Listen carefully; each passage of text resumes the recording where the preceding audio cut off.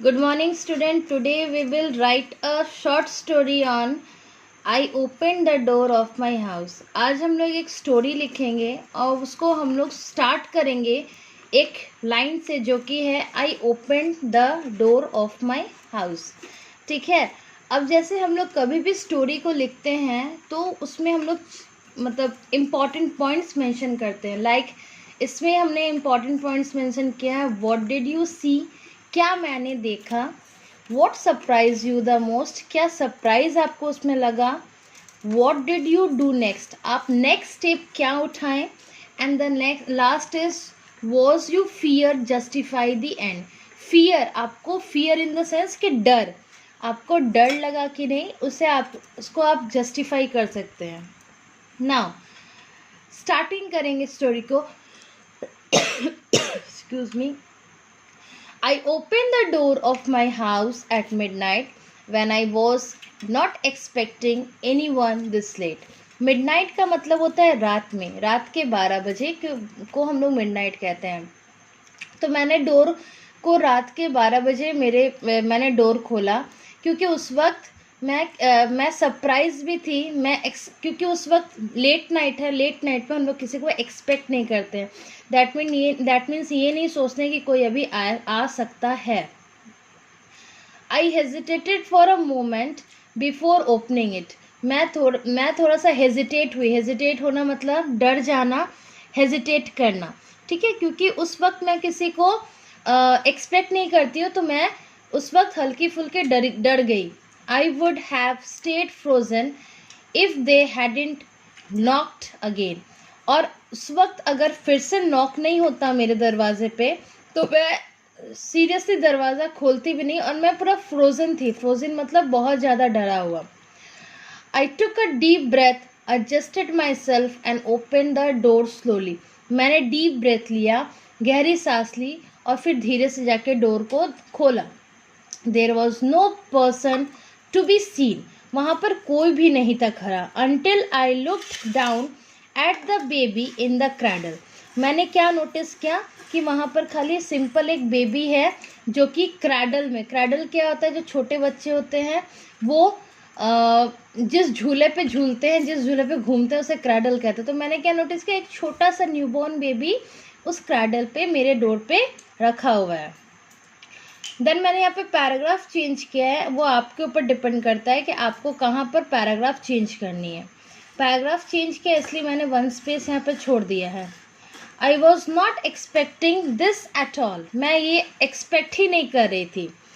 I was so creeped out I thought I might have goose bumps for the rest of my life. मैं इतना डरी हुई थी. Creep होना मतलब यहाँ पर डरा हुआ कि मुझे लगा कि पूरी ज़िंदगी मेरे शरीर पे गूज बम्स क्या होते हैं, जब हमें ठंड लगती है तो हाथ पैर में छोटे छोटे गोल गोल बबूल बन जाते हैं ना, उसे गूज बम्स कहते हैं. जो भी हम लोग डरते हैं तो भी बनते हैं. वो मेरे पूरे शरीर में होने लगा.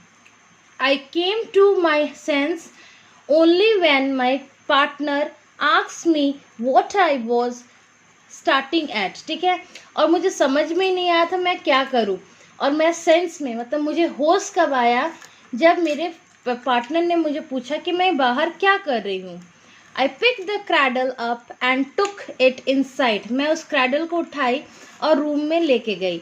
I didn't think it was a good choice but I couldn't leave a baby on the step of my house. मैंने सोचा कि मैं क्या करूँ. फिर मैंने सोचा कि क्या इस छोटे से बेबी को मैं यहाँ अकेले छोड़ सकती हूँ. इसलिए मैंने उस बेबी को फिर अपने साथ अपने रूम में मैं ले गई. फिर मैंने यहाँ पैराग्राफ चेंज किया है. Through the night I wandered so many things. पूरी रात मैं सो नहीं पाई. मैं सोचने लगी कुछ मेरे मन में ख्याल आने लगे. आई wandered if I should not have taken the baby in but it slept so peacefully. मैंने सोचा कि मुझे इस बेबी को अंदर लेके नहीं जाना चाहिए. Excuse me. बट वो बेबी इतना पीसफुली, इतने आराम से सो रहा था जिसे मैं देख के कुछ नहीं सोच पाई. I wondered about its parents what had happened to them. मैं सोचने लगी कि पता नहीं इसके पेरेंट्स को क्या हो गया है. happened to them. About why it was at my doorstep. At most I wasn't even scared, but I was in the shocked. है ना, मैं फिर ये सोचने लगी कि उस बच्चे को उन्होंने यहाँ पर क्यों छोड़ दिया है, और मैं थोड़ी सी स्केर्ड भी थी, डरी हुई भी सी थी. आई फियर्ड हर पेरेंट्स माइट नेवर रिटर्न. और मुझे ये भी डर था कि हो सकता है कि इसके पेरेंट्स फिर कभी वापस रिटर्न ना आए. नाउ फिर मैंने यहाँ पे एक पैराग्राफ चेंज किया है. It woke at 3 in the morning.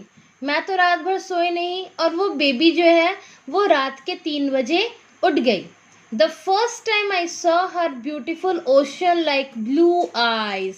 That means क्या कि वो बच्ची रो रही थी, जिस कारण से उसके आँख में पानी जो भरे हुए थे, तो उसे देख के लग रहा था कि उसके आईज एक ओशन की तरह है, blue eyes. I rocked her back to sleep in my lap, and I too fell asleep in the chair until I was awoken by the knock on the door. है ना, फिर क्या हुआ, वो बेबी जब रोने लगी तो उसको मैंने फिर अपने लैप मतलब गोदी में लिया, और उसे फिर झुला के सुलाने की कोशिश की. जब वो सो गई तो मैं भी उस चेयर पे ही सो गई. और मैं कब अवोक हुई, कब जागी, जब मेरे डोर पे, मेरे दरवाजे पे किसी ने नॉक किया. I opened it and myself looked at the woman in her late thrillers. ठीक है, यहाँ पर मतलब क्या है कि मैंने दरवाजे को खोला और मैंने क्या नोटिस किया कि मैंने नोटिस किया कि वहाँ पर वो लेडी खड़ी है जो एक गाउन पहनी हुई है, नाइट ड्रेस पहनी हुई है. I asked her who she was, and then I noticed the blood on her shirt and hand, and I got a bit scared. मैं उसे पूछी कि वो तुम कौन हो, और फिर मैंने क्या नोटिस किया कि उसके शर्ट पे, हैंड पे ब्लड लगे हुए हैं, और मैं डर गई. She explained that she had left her daughter at my doorstep in the night because her husband had been shot and she had to take him to hospital. I took a deep breath, welcomed her inside and handed her the baby. उसने क्या बताया कि ये मेरी baby है. कल रात में जब इसका जन्म हुआ तो जो नेचुरल थिंग है, बेटी है, डॉटर है, जिस कारण से उसके हस्बैंड उसे मार देना चाहते थे, तो वो क्या कि उसने अपने बेबी को बचाने के लिए उसके डोर स्टेप पे रख दिया. तो जब ये बात मैंने सुना तो मैं उसे फिर अंदर बुलाया और अंदर बैठाया.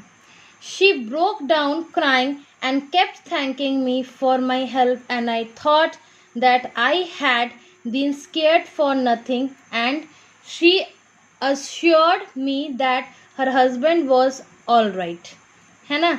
Then उसने बोला कि उधर उसने मुझे थैंक यू बोला, और उसने बोला कि चलो अब मेरे हस्बैंड भी ऑल राइट है, ठीक हो गए हैं, अब वो ऐसा कुछ नहीं करेंगे. I thought about how I should have been afraid for welcoming an abandoned baby, but I helped a person in need without realizing it at the time. फिर मैंने सोचा कि मैं कितना अच्छा काम की कि मैंने उस बेबी को अपने पास बचा के रखा, है ना, और जो कि मुझे पता भी नहीं था कि मेरे साथ ऐसा होने वाला है. अंडरस्टूड. सो मेरी स्टोरी यहाँ पर एंड हुई. So this is your way of writing a story. अगर कोई आपको टॉपिक मिलता है तो उस पर आप कैसे लिख सकते हो, ये आपको यहाँ पर मैंने मेंशन कर दिया है.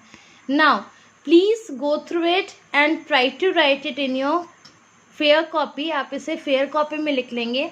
एंड आपकी होमवर्क रहेगी, please try and right one short story starting with I open the door of my house.